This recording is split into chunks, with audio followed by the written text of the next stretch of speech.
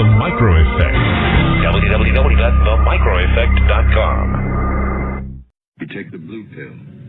The story ends. You wake up in your bed and believe whatever you want to believe.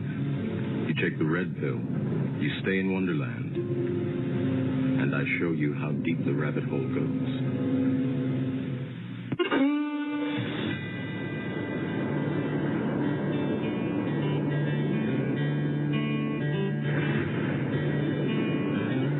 There was a mighty nation, blessed above all of creation. It was a rare and precious pearl, conceived in faith and liberty, home of the brave, land of the free. It was the envy of the world. But this shining city on a hill has turned from the Creator's will and let evil take control. Now the reckless men who lead them want to strip away their freedom and to steal their very soul. Now it's smoke and mirrors, switching bait, criticize and confiscate and let the guilty walk away. In this once righteous, godly nation, in the halls of education, they forbid a child to pray. They say we need to spread the wealth. They pretend to guard the health of the feeble and the poor, while the hand they hold behind their back confuses and conceals the fact that the wolf is at the door. There's an unseen hand. Transformers and their associated generators. Then there's, thousands of SCADA, supervisory control and data acquisition systems that control these things. That controls the way the current flows into the transformers and the like. And if you wanted to protect all of that, we could do it for, back in 2008, we estimated it was $2 billion. Today it might be $3 billion. But either way, it's a very low cost. That's what we used to give away in foreign aid to Pakistan every year. Every year we would give about $2 billion foreign aid to Pakistan until President Trump wisely stopped that largesse going to Islamabad. I don't even know why we were giving foreign aid to Pakistan. They're a nuclear weapons state. They were hiding Osama bin Laden. They support international terrorism, and we were giving them $2 billion a year. Well, if we spent that money on the security of the American people instead of giving it to Pakistan just one time, just to spend foreign aid to Pakistan for 1 year and spend it on the security of the American people, it would have largely solved the problem, and we could have protected the grid. But unfortunately, that hasn't been done. But I am glad that we stopped the foreign aid to Pakistan, at least.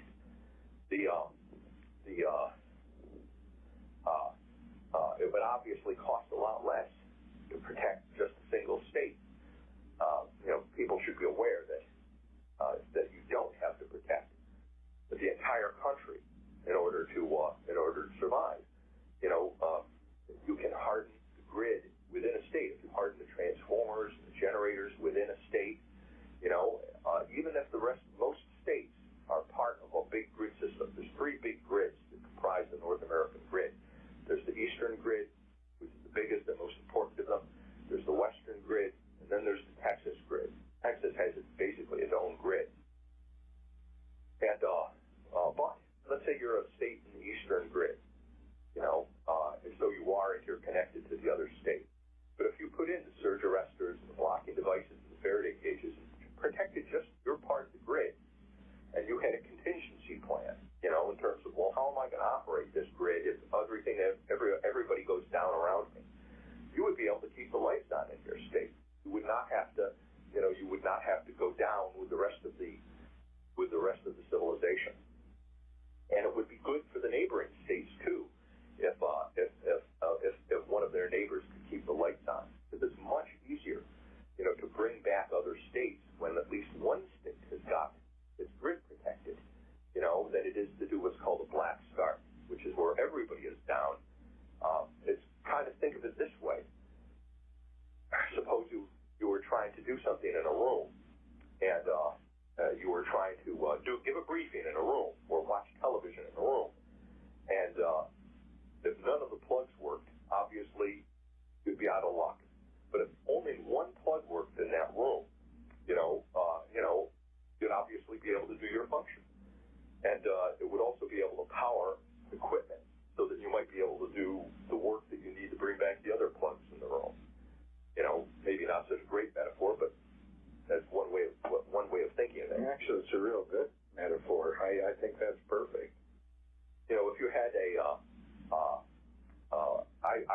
if anybody from the state of Pennsylvania is listening, I wish the people of Pennsylvania. I have a colleague, my deputy on the EMP task force is Professor Cindy Ayers, and she is teaches at the U.S. Army War College, and she's the deputy in my task force, and she happens to live in Pennsylvania, and she's been trying to get Pennsylvania to protect itself, to protect the grid, and have been making some progress, but there's very few of us.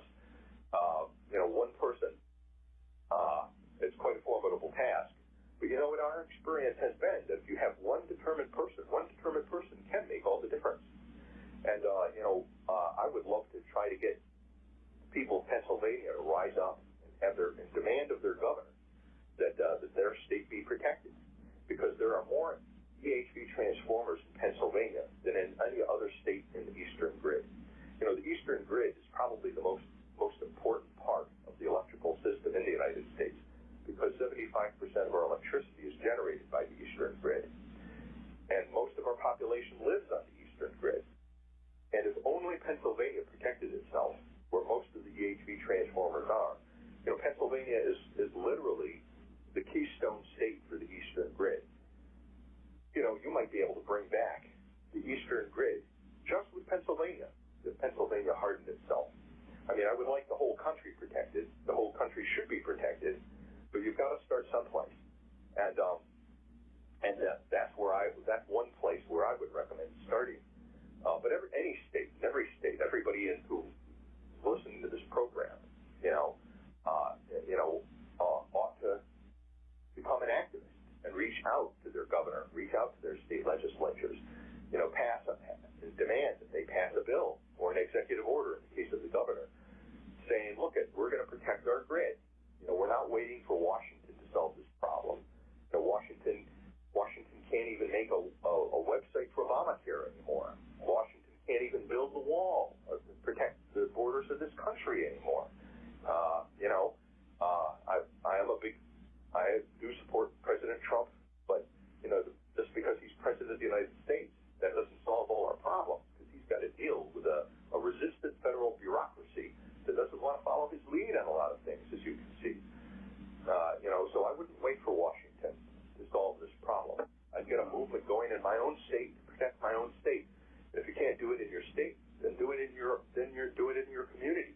Communities are self-sufficient and can harden themselves. And that's what my book, Blackout Wars, is all about.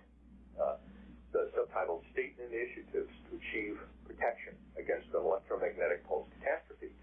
And it basically has, in Blackout Wars, it has, for example, it has a generic bill that if your state legislature, all he'd have to do is fill in the name of his state on that bill. There's a blank spot in the bill for the name of the state. And if they pass that bill, it would be a giant step in the right direction to get your state protected, and in fact would eventually get your state hardened against an EMP attack. There's a generic executive order that if a governor were to sign that executive order for your state, it would protect your state, the electric grid in your state. And the book is partially written by me, but it's actually mostly written by state legislators and senators from other states that actually have undertaken steps. There are states that have done things to protect themselves. But none of them are perfect yet, but all of them have made progress, and they're all better off than most of the country. We started in the state of Maine, and this was a classic example of how one determined person can make a difference. There was her name was Andrea Boland. She was a state representative from the state of Maine. And she's a Democrat, a liberal Democrat, all right? And I'm a conservative Republican. But she had read my book and said, look, can we do this in Massachusetts? In Maine. And so I took my team up there, and the Maine state legislature, she arranged for us to brief the Energy Committee, the Maine state legislature. And at first they thought we were crazy. They had never heard of EMP. But they listened to us, and they listened to the experts, and we told them what the threat was and what Maine could do to protect itself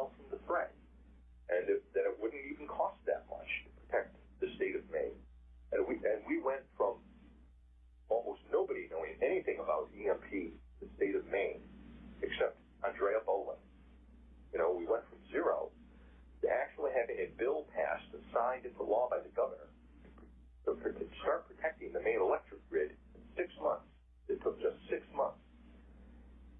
This was after a decade of trying to get progress in Washington and making no progress in Washington to get things done. And we've had similar successful results in other states, in Virginia, in Arizona. California just passed a good bill to start protecting itself. Now, none of these are perfect bills, that are going to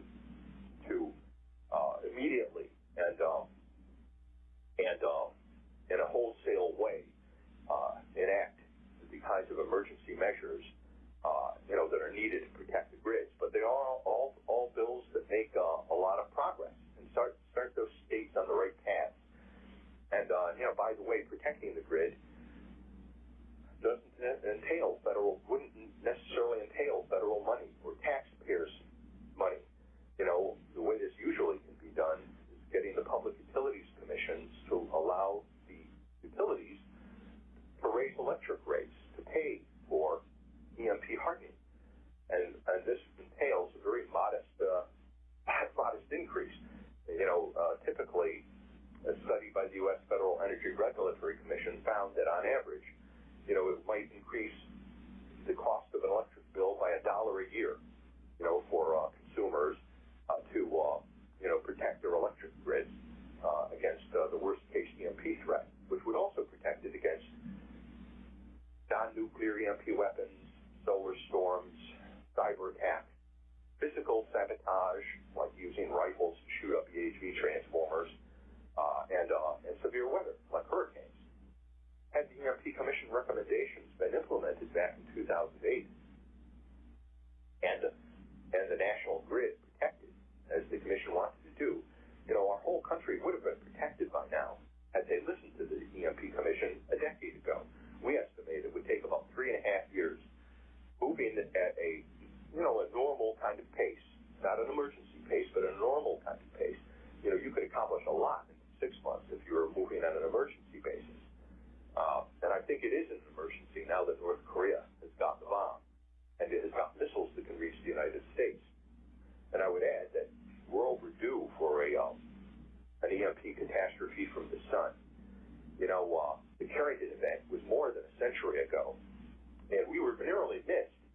It was on July 23rd, 2012, when we were narrowly missed by a Carrington-class coronal mass ejection from the sun.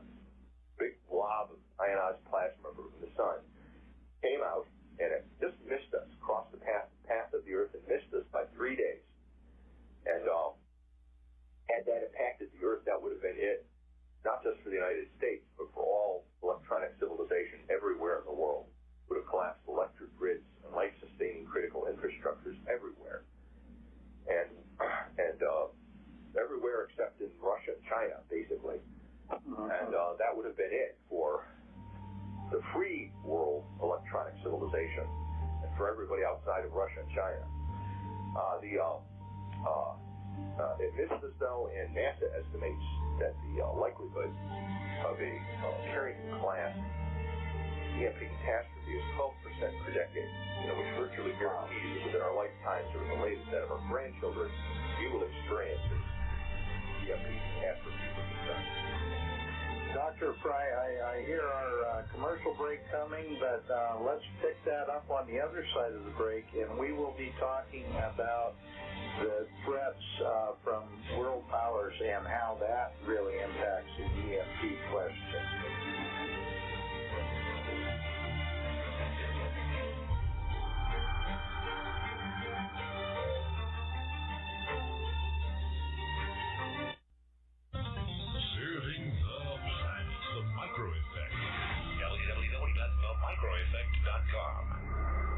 You take the blue pill. The story ends. You wake up in your bed and believe whatever you want to believe. You take the red pill. You stay in Wonderland.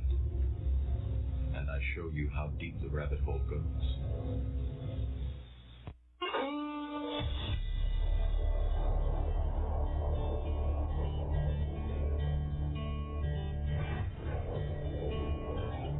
There was a mighty nation, blessed above all of creation.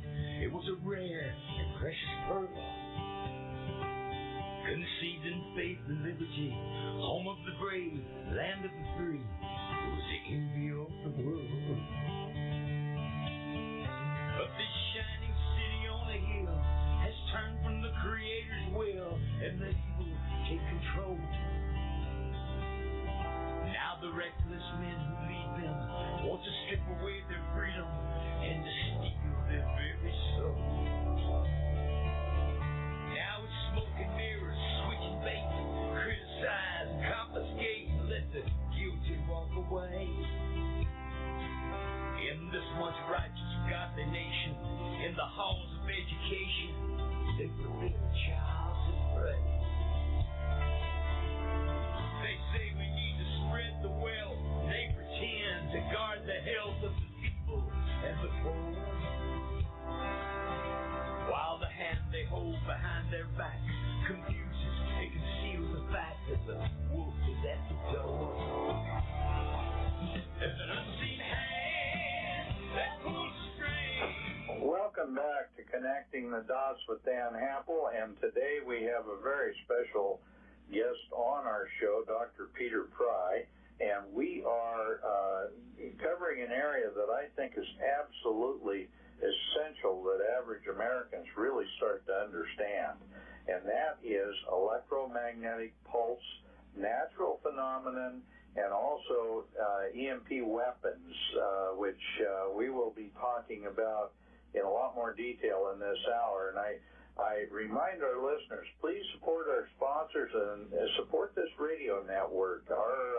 Our sponsor, Patriot Prepared, if this program doesn't get a few folks to contact them and order some food and water purification systems and other things, then we really miss the message, because we are very vulnerable as a nation, and it's very important that we start to react and contact our legislators, contact our Public Service Commission, and let's get the ball rolling on hardening our systems nationwide. Dr. Pry, you were talking about how various states can have a huge impact on hardening their infrastructure, and I happen to be friends with 3 of the 5 public service commissioners in Montana, and your statement gave me a great idea on contacting them and making sure that we start moving in that direction. So thank you for that, and I would like to let you finish out your thoughts about that, and then I'd like to start talking in terms of, well, first of all, you've recently written a book called EMP Manhattan Project, and that's organizing survival against an electromagnetic pulse catastrophe. You've also recently written a book about, written an article about a Russian Chinese military exercise, which was the largest in certainly the 21st century and possibly in world history. And one of the keystones of that whole exercise was taking down the United States through their electrical grid. So go ahead and finish your thoughts on what you were talking about before the break, and then let's try to get into some of the things that you are warning against because of our vulnerability to other international powers that don't seem to have our best interests at heart. Sure. Let me start by thanking you for becoming part of the solution by your willingness to reach out to the public service commissioners, in Montana, and to try to encourage them to protect the electric grid. And I urge you to do so. But I will caution you and your listeners that don't expect that the utilities or public service commissioners are going to be on your side. In my experience, the agencies and commissions that regulate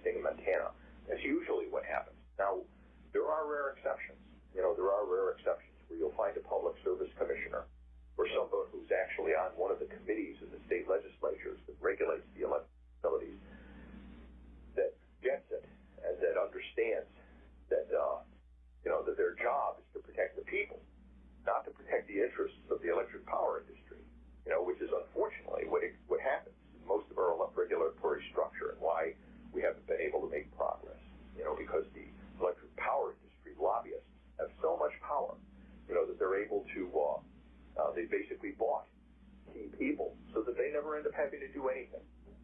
But, the first, the general journey of 1 million miles begins with the first step. So, and who knows, maybe one of those 3 public service commissioners of yours will be a hero. That has happened.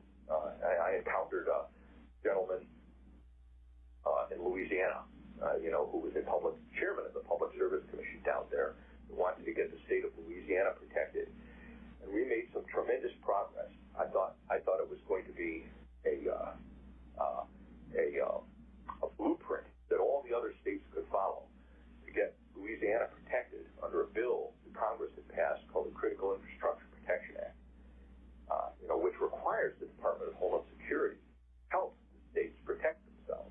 And we were going to do this with the first state in Louisiana, led by a heroic public service commissioner down there.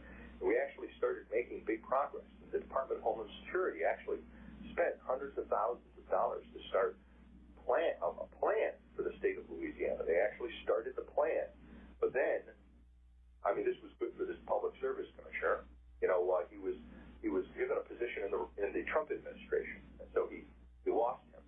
And we got another public service commissioner who was not as enthusiastic about doing this.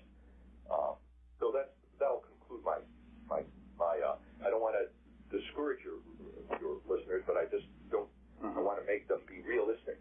That this is not an easy fight when you go to the states. That they will find that there's going to be vested interests deeply entrenched in the various departments and agencies, but it can be done. We've done it in other states. In Arizona, Virginia, Maine, made some progress in Florida. Most recently in California, we've made progress. Now, Vostok 18. Let's talk about that first. Which these enormous military exercise recently conducted by the Russians, a joint exercise with the Chinese, enormously significant. As you said, not only was it the biggest, the Russians themselves have described it as the biggest exercise since the Pod 81, which was the largest exercise the USSR conducted during the Cold War, which simulated an invasion of NATO. And but in fact, Vostok 18, this recent exercise, which happened in September, was probably even bigger than the Pod 81, and it may well have been the largest military exercise conducted by any nation in the entire history of the world history. It involved 300,000 troops, 36,000 tanks and other vehicles, 36,000, 1,000 aircraft, and 80 ships. And that's just what they told us that they were doing on the surface. And what we, was obviously entailed. There were other forces that participated in the exercise that they tried to conceal, like the Russian Mediterranean Fleet that was engaged in a real war in Syria, launching missiles, cruise missiles into Syria, was almost certainly part of the exercise. And all of the strategic rocket forces missile armies that can launch ICBMs and other nuclear weapons were also probably participants, almost certainly participants in this exercise. So when you add it all up, it may well have been the largest military exercise in world history. And it was held in Siberia, and it was a joint Chinese-Russian exercise, and that is enormously significant because, one of the things the Washington elites just cannot seem to come to face to face with is that Russia and China are military allies. This is the first time they've conducted military exercises together. In fact, because it was it involved nuclear war against the United States, you basically have, in Vostok 18, Russia and China on the same side in a nuclear war against the United States. Now, to Main Street USA, to your listeners out there, that sure sounds like a military alliance between Russia and China against the United States. But the big brains in the Washington State Department and the intelligence community just don't want to face up to that fact that Russia and China are working together, and they probably have a de facto military alliance. There might even be a de jure military alliance because they've actually been conducting military exercises at least since February 2001, when there was a simulated nuclear war over Taiwan against the United States, in which Russia and China again were on the same side, and they joined forces. Both sides used nuclear weapons in a simulated way against the United States in this nuclear war scenario. And a few months after that, I think it was July of 2001, they signed a Sino-Russian friendship treaty, which committed themselves to helping each other. So there's even a treaty that, so you could say it's not just a de facto Russia-China military alliance, but a de jure Russia-China military alliance. In the West, where we are, among free societies, these alliances and pieces of paper or contracts matter so much to us. And if they haven't actually signed an agreement, in this case, they actually have. But even so, Washington still just can't seem to face up to the reality that Russia and China are working together against us, and they have a military alliance. I think that there's a larger de facto alliance out there. Russia, China, North Korea, and Iran. And international terrorism, I believe, in my view, are a bloc that have a de facto alliance against the Western democracies now. But Washington doesn't see that any more than they saw that we were in a war with terrorism before 9/11. Now, even though this exercise was conducted mostly in Siberia, and I believe they did it in Siberia because they can more easily hide new strategies and tactics that they're practicing. I think that even though it was conducted in Siberia, it was probably tended to exercise an invasion of NATO and a global nuclear war against the United States and our allies. The electric grid part of this was the hidden part of Vostok 18, the part that was not advertised and admitted to by the Russians. About 2 months before the big exercise happened, the Department of Homeland Security discovered that there had been not practice attacks, but real attacks by Russia using cyber weapons to penetrate hundreds of electric utilities in the United States using cyber weapons called Dragonfly and Energetic Bear. And the purpose of these weapons is to basically embed themselves into our control systems so that the Russians, when they're ready, can basically cause those control systems to stop and cause a nationwide blackout. A new way of warfare that has been developed by Russia, China, North Korea, Iran. They've actually written books about this. The EMP Commission writes about this in its reports. It's in my book. I write about it, and the EMP Commission reports about this are also in my new book on the EMP Manhattan Project. And this new way of warfare, I also describe it in the book Blackout Wars, entails using a combination of cyber attacks, physical sabotage, but the ultimate cyber weapon is nuclear EMP attack. See, the bad guys, the Russians, the Chinese, the North Koreans, the Iranians, none of them regard nuclear EMP attack as nuclear war. I'm going to repeat that. They don't regard nuclear EMP attack as nuclear war. In their military doctrine, it's cyber warfare. Because the electromagnetic pulse doesn't kill anybody directly. It only attacks electronics. Just the way cyber weapons only attack electronics. Now, the indirect effects of EMP and of cyber attacks by shutting down electric grids and causing the collapse of civilian critical infrastructures will kill more people than a nuclear weapon detonated on a city, potentially 90% of the population.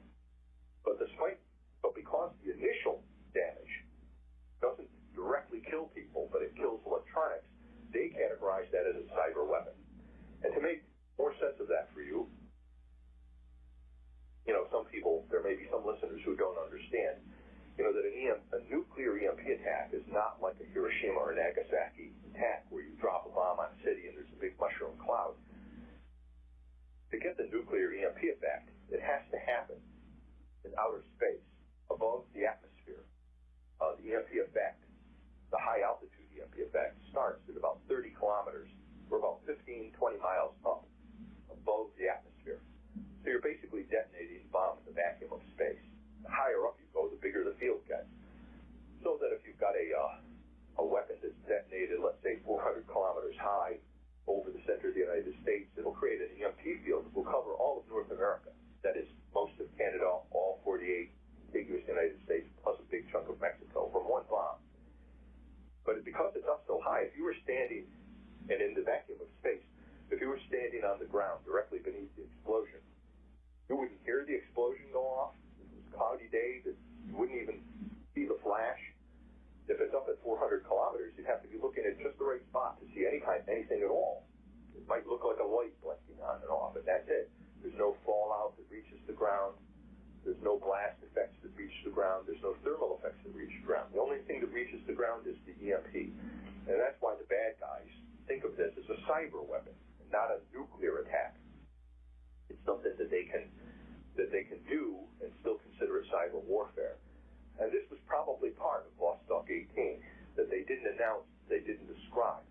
Because interestingly, that a couple months after they had inserted these cyber weapons into our system, the way it's supposed to work is in their doctrine is first try to black out the electric grid and cause the collapse of the other critical infrastructures by cyber warfare, which includes these computer viruses, small groups of saboteurs going around shooting up EHV transformers and control systems with rifles or rocket-propelled grenade launchers. And then the ultimate weapon is this nuclear EMP attack, which they probably exercise. And that alone could defeat us by collapsing the electric grid, because our military systems depend on the civilian electric grid. We cannot project power. We cannot fight World War III. We can't really fight any kind of a war without the electric grid, without food, water, transportation, communications, all those other things that depend on the electric grid. So theoretically, in their new way of warfare, this blitzkrieg in cyberspace could enable them to prevail in World War III without actually firing a shot, except, the nuclear EMP attack and the cyber weapons, cyber shots they'd be firing in their definition, but without having to have a single tank or infantryman engage with U.S. Marines or have a single ship go up against the Navy. So that was the silent part, the invisible part of Vostok 18 that probably happened even before they had the great big visible exercise with 36,000 tanks and everything. In the real world, what they would probably do is see if they were able to take us down with that first part, they wouldn't even need the traditional Vostok 18. And in fact, Vostok 18 itself might have been a kind of a disinformation campaign or a distraction to convince us that if there is a future World War III, it will be fought mainly in the old-fashioned way, using massive tank armies, large numbers of aircraft. Not so. They could win the war without having to do with Vostok 18 at all. But if this new way of warfare didn't work or didn't work as well as they wanted, then they could have unleashed the Vostok 18, which is basically what they did. So that's probably part of Vostok 18, by the way, that they tried to conceal from us, tried to deceive us about, was repair of their own electric grids. Even though they have EMP hardened their electric grids, they would anticipate that we would try to retaliate, probably with nuclear strikes, cruise missile strikes, and things like that. That would take out, swaths of their takedown high-powered lines, take out transformers and take out generator stations, so that we would retaliate if it wasn't as successful as they hoped. Okay, in a worst-case scenario, we might still be able to do some kind of retaliation. Ideally, we wouldn't be able to retaliate at all. The nuclear EMP attack could prevent that and just shut everything down. But, they're very cautious, very conservative military planners. So they had an exercise during Vostok 18 where they rapidly repaired their own electric grid. But they tried to claim, this wasn't part of the Vostok 18 exercise. They were just trying to get ready for the winter coming in Siberia. So ignore what we're doing here to our own electric grid. That's not part of Vostok 18. That's what they tried to imply. But what they did is they demonstrated a capability to rapidly repair, widespread damage to electric grids in areas where are located their strategic missile armies and their missile army headquarters. They use drones to, robotic drones to very quickly survey the high power lines, the re-string power lines. They have special kinds of power line poles that can be very quickly erected to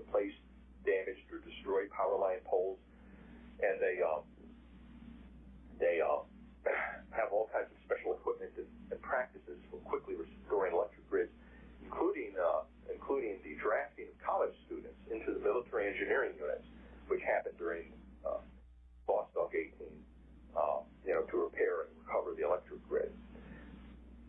So, I think Vostok 18 should be, which was almost completely ignored, I would add, in the West, in Washington, because we were obsessing over Justice Kavanaugh's teenage sex life. That was the big focus in Washington while Vostok 18 was going on.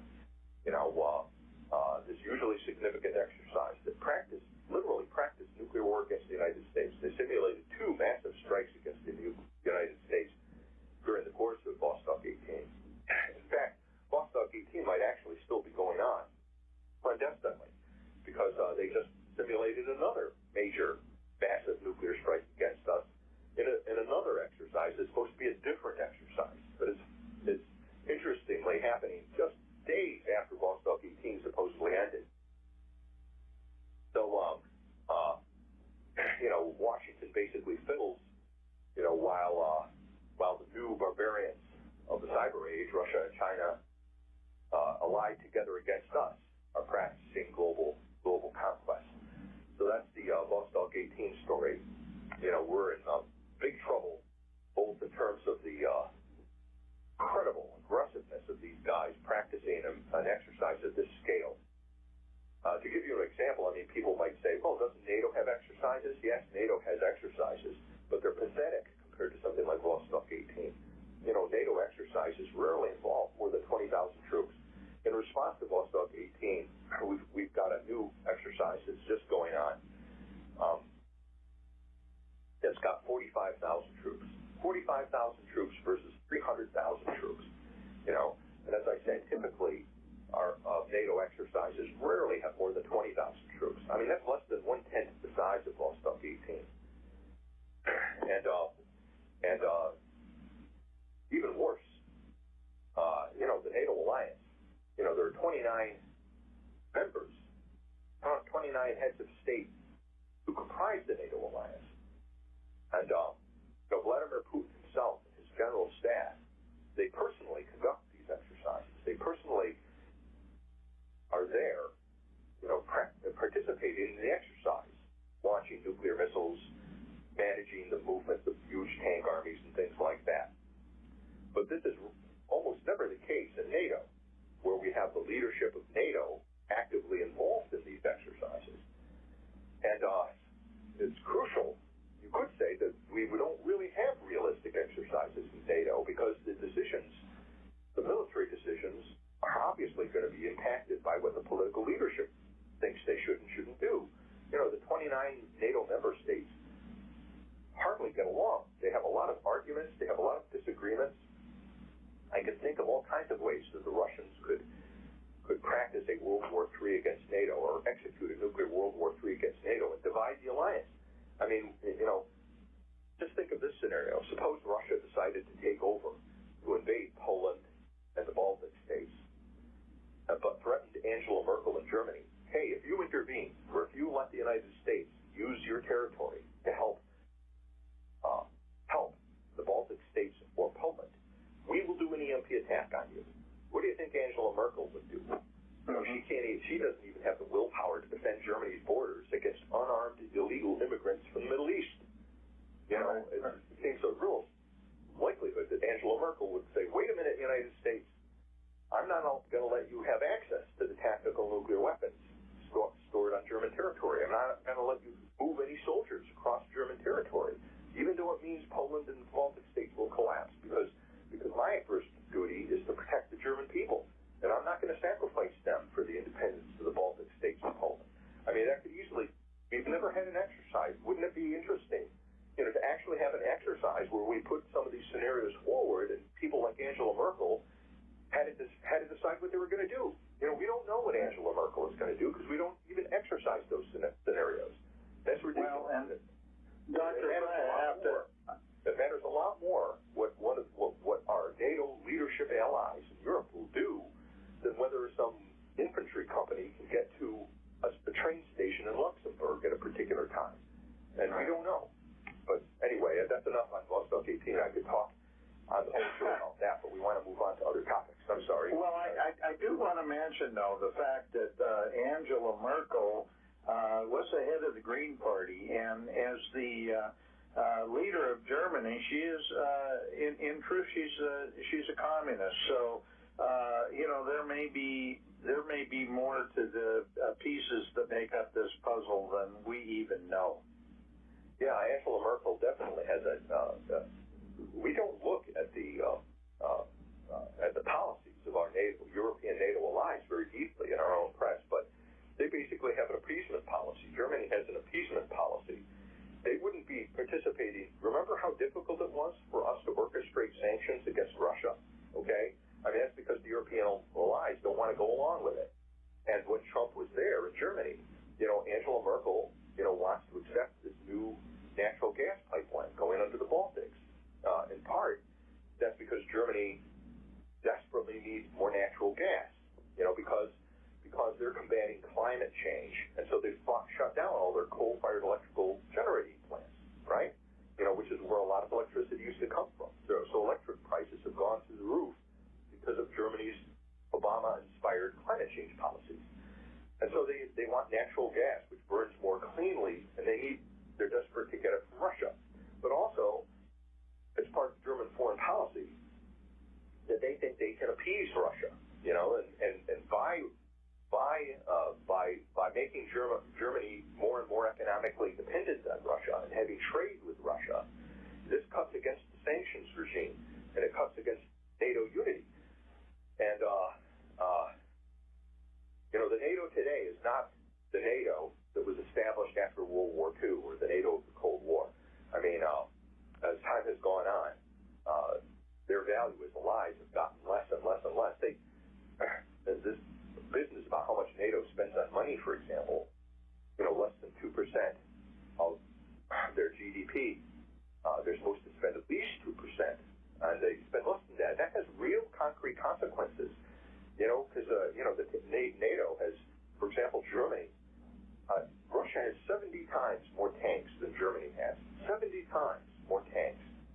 And under Obama, we pulled all of our main battle tanks out of Germany. Now Trump is sending some of them back because the imbalance of power is so great.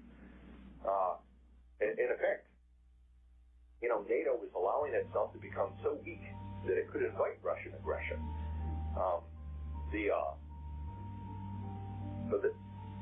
Anyway, I can. Dr. Pratt, yeah, we'll pick this up on the other side of the break. That's Vostok 18 for you, sir. Thank you.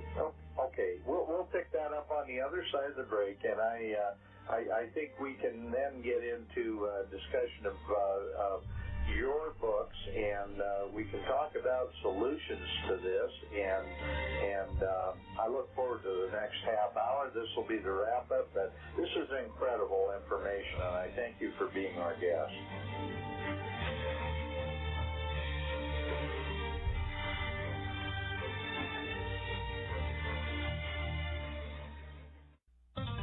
Serving the planet. The Micro Effect. www.themicroeffect.com. I really understand sometimes what a terrible burden it is to know some of the things that I know. Try to wake people up and impart this knowledge to them. We find out that they just have walls built in front of them. They want to be slaves. Now, I risk sounding like a conspiracy theorist, but it's no longer a theory. What I'm about to say is fact. The secret organizations of the world power elite are no longer secret. They have planned and are now leading us into a one-world communist government.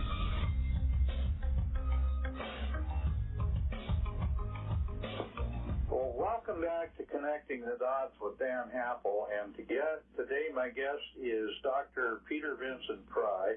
Dr. Pry has been giving us a real lesson on what electromagnetic pulse weapons are all about and what the whole process that would harden our system against our electrical grid and our other systems against electromagnetic pulse weapons and natural phenomena. I have to tell our listeners, and I know Dr. Pry, I know you tend to agree with this, but I don't believe that communism, that we ever defeated communism, that in fact communism has been bubbling up under the surface for a very long time, and I don't believe that the so-called collapse of the Soviet Union in 1991 really did what it was intended to, or the perception that it gave anyway. And to say that, I will go back to a quote from Mikhail Gorbachev in a speech before the Soviet Politburo in November 2nd of 1987. That was just a few years before the collapse. And that is, quote, "In October 1917, we parted with the old world, rejecting it once and for all. We're moving to a new world, the world of communism. We shall never turn off that road. Comrades, do not be concerned about all that you hear about glasnost and perestroika and democracy in the coming years. These are primarily for outward consumption. There will be no significant internal change within the Soviet Union other than for cosmetic purposes. Our purpose is to disarm the Americans and let them fall asleep." Now, that unquote. That is really what I believe that the deep state and all these different efforts to try to meld us into a world government. The fact is that President Donald Trump, I think, has been the ultimate fly in the ointment, and he is the reason that all the leftists that are deeply embedded in our government, what we call the deep state, are working overtime to try to end his presidency. And I believe that is because he truly believes in capitalism. He truly believes in free markets. He truly believes in national sovereignty and has been working hard to overturn so many of the things that have happened over the past decades, and certainly since the advent of the Obama administration, and as Obama says, remaking America, or the fundamental transformation of the American system.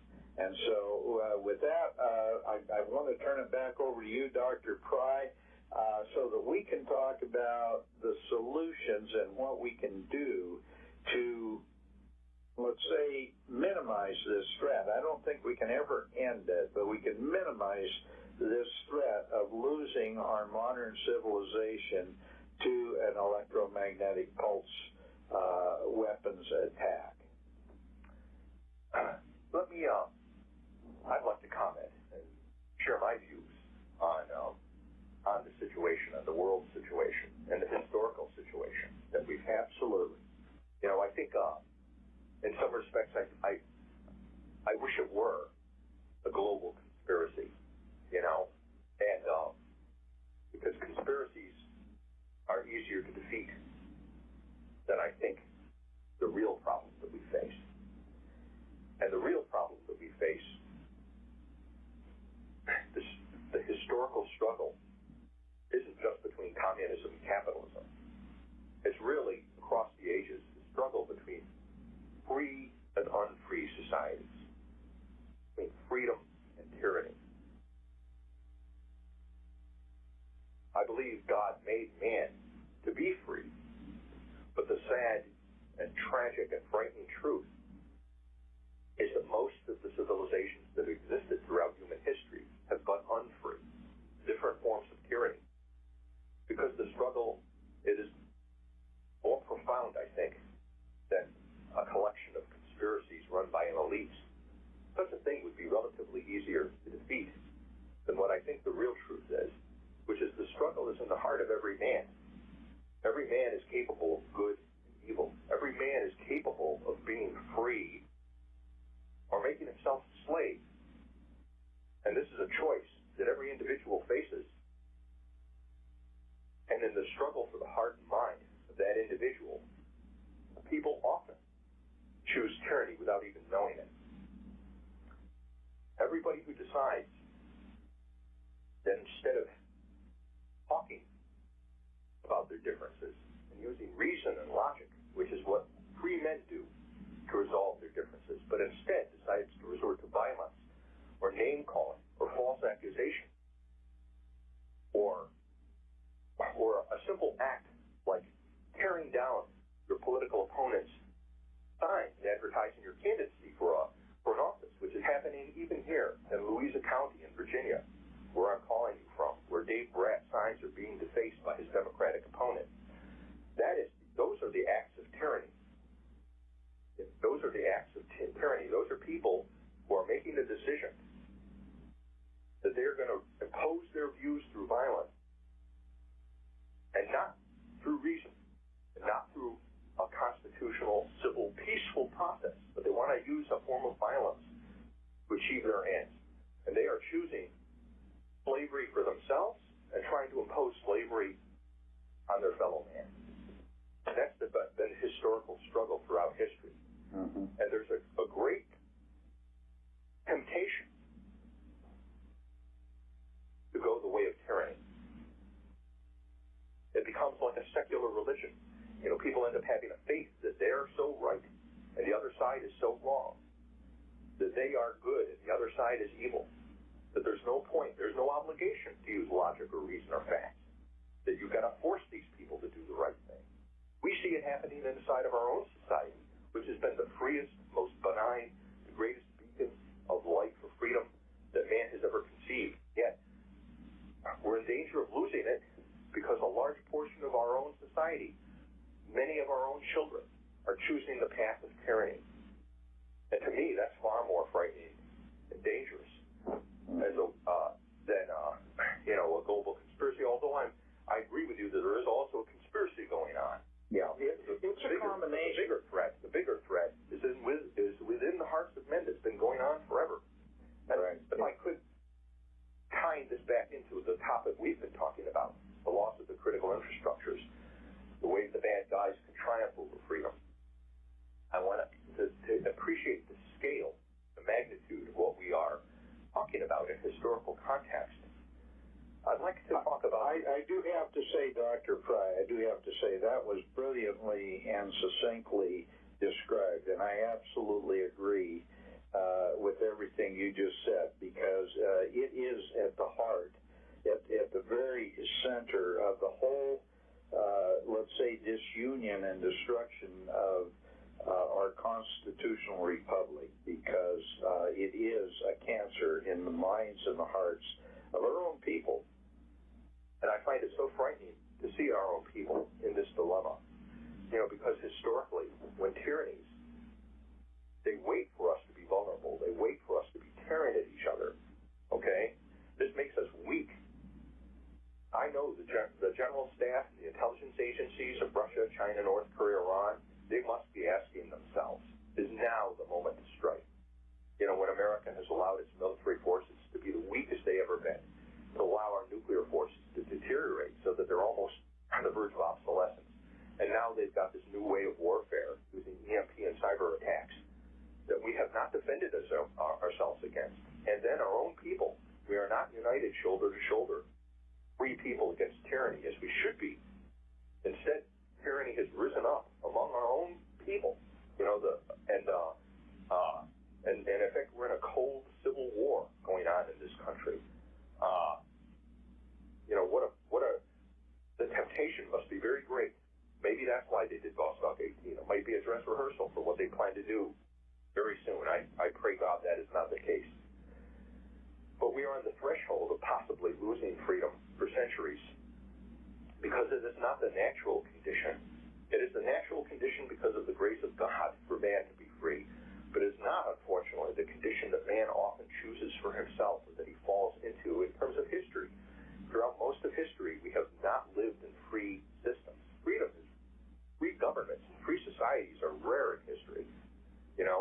We have the golden age of Greece, that lasted maybe a century until Athens fell to Sparta, which was a military dictatorship. We have Republican Rome that did last hundreds of years, but then paved way to an imperial system of one-man rule, emperors who were treated like demigods. Freedom was lost. And then we have the great American experiment, which became the light of liberty, and to the extent that there is liberty in the world and in other countries, and it's the greatest that has ever been in the course of human history, it's due to us, due to our revolution, our Constitution that was copied elsewhere. But even then, even at the height of our liberty, most other nations, the top number of people who live in tyrannies outnumber us. And the trend has been against us. More and more countries are falling under heel of tyrannies and totalitarian systems. So the trend is not good. And, we act as if our free society and the United States of America is some immutable thing that's going to go on forever. No, it's up to us to protect it. Look at a broad sweep of history, putting this threat, the threat to our critical infrastructures, the EMP cyber threat, into historical context. In the history of Western civilization, there have been two great dark ages. A book not written by me, but by a guy named Eric Klein, that your audience might be interested in reading, titled, I'm holding it in my hand now, 1177 BC, the year civilization collapsed. Klein goes back and looks at the civilizations that existed about 12 centuries before Christ. Some of you may know them from the Old Testament. The Hittites, the Babylonians, the Sumerians, the Mycenaean Greeks, and the ancient Egyptians. And did you ever wonder what happened to them? What happened to them that they don't seem to come out and survive the Old Testament? Well, they didn't survive the Old Testament. About 12 centuries before Christ, there was a group of barbarians. We don't know who they were, but they were called the Sea People, who lived at a lower technological level. Hunter-gatherers, they're basically wandering mobs that came into these advanced civilizations. And they were advanced civilizations. The Hittites, the Sumerians, they had writing systems, they had histories, they had great works of art, they built great cities. They had the first empires existed at that time. And these were all swept away because these low-tech barbarians figured out that by destroying the crops and making the roads and the sea lanes unsafe to travel, they could topple the critical infrastructures of those days that provided the food and trade and business and wealth that supported these societies. And in less than a century, all of these civilizations collapsed. Their cities disappeared or became much less populous. Writing disappeared. Art disappeared. For centuries, only the ancient Egyptians came through, although they were existing at a much lower level. And it was something like 5 or 6 centuries before civilization crawled back to a position with the rise of Athens and the ancient Greeks, where great architecture, great writing systems came back, mathematics came back, and we started recovering from the loss of that first great dark ages. And then the foundations of our own civilization were laid during that period between ancient Greece and then the rise of Rome. And there was a second great dark ages that came about in 476 AD with the collapse of the Roman Empire. And it happened because a new bunch of barbarians, came along who existed at a lower technological level, and figured out by knocking down the aqueducts and destroying the crops again, they destroyed the critical infrastructures that supported the great Roman civilization that had risen up until that time. And Rome was at an even higher technological level than had been the Hittites and the ancient Egyptians. And it took even longer to come back from that dark ages, which lasted about 12 centuries. Most historians don't think that we recovered from the collapse of the Roman Empire until about the early 1800s, late 1700s, with the rise of the Industrial Revolution. And now we have advanced, because of the Industrial Revolution, to a level of technological sophistication that far eclipses any civilization that came before us. And our critical infrastructure, similarly, far more complicated and technologically advanced. And we are able to support more people at a much wealthier greater level of wealth than any civilization that came before us. We have scaled the Mount Everest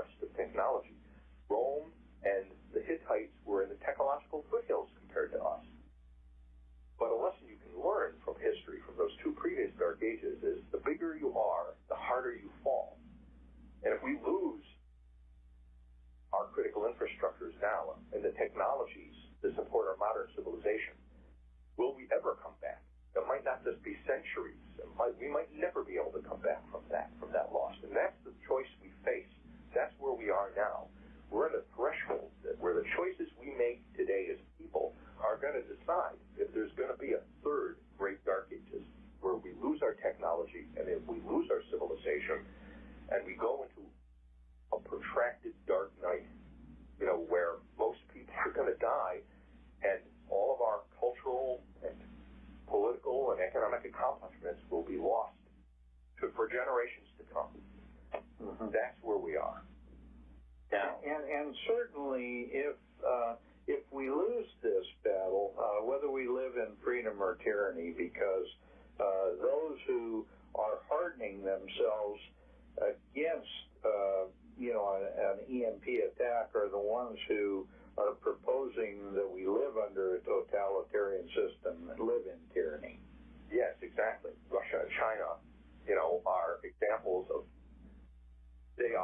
you might call them super tyrannies, Even the ancient Assyrians and the worst tyrannies of the ancient past can't compete with the kinds of tyrannies and totalitarian systems that have arisen in the modern world because of the communications and technology that are available to these tyrannies, where they can get into every house, where they can get to your kid in a public school and brainwash that kid, have him spy on his parents, where they can monitor what you read, who you're talking to.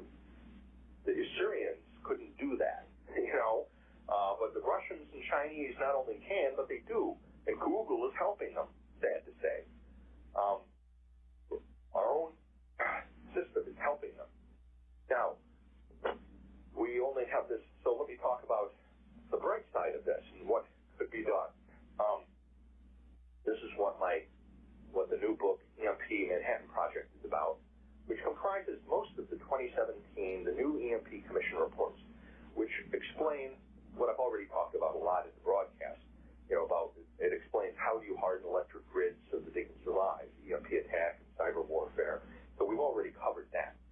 But there's something else, something new, and something actually more important than the technology of hardening electric grids and critical infrastructures. And it's a new discovery that the Commission made. It won't be a new discovery to your listeners. You may even laugh at the idea that this is something that the Commission had to discover, okay? But the Commission in 2017, and the theme of the EMP Manhattan Project is, that our government basically doesn't work anymore. It doesn't work, and it can't be trusted. The normal processes of the federal bureaucracy cannot be relied upon to protect our society. In 2008, back 10 years ago, when the EMP Commission delivered its recommendations to Congress and the President about, hey, you've got to protect the grid, it's an emergency, you must do it, we assumed that it would be done. That all of the government, the Department of Homeland Security, the Department of Defense, the U.S. Federal Energy Regulatory Commission, that all these government agencies that employ so many people and that have so much money, that they would do what was necessary to protect the American people. That's their job. We thought the system would work. And we thought the system would work because most of the commissioners, like Dr. William Graham, who is still my boss on my EMP task force and one of the greatest minds, he's the Albert Einstein of EMP, but all the other commissioners like him, all brilliant men, they're all members of the Great Generation, or near the Great Generation. People who had been through the Great Depression and World War II, or at least were no more than one generation removed from that. And they had seen, the federal government mobilize when we only had an army of 100,000 men, half of them armed with wooden white rifles. Our government was competent and effective enough, and the people were competent enough to transform the United States in a few years into the arsenal of democracy that defeated Imperial Japan and Nazi Germany. That we were able to launch a Manhattan Project that invented the atomic bomb. Okay, in a matter of 3 years, just 3 years, it went from being a gleam in Albert Einstein's eye and nobody knew if it would even work, so that we actually built 2 atomic bombs and the infrastructure that was later able to build hundreds of thousands of atomic bombs and hydrogen bombs that deterred the Soviet Union from taking over the world and prevented the Cold War from becoming a thermonuclear holocaust, and ultimately to win that war, Cold War, winning the Cold War without firing a shot.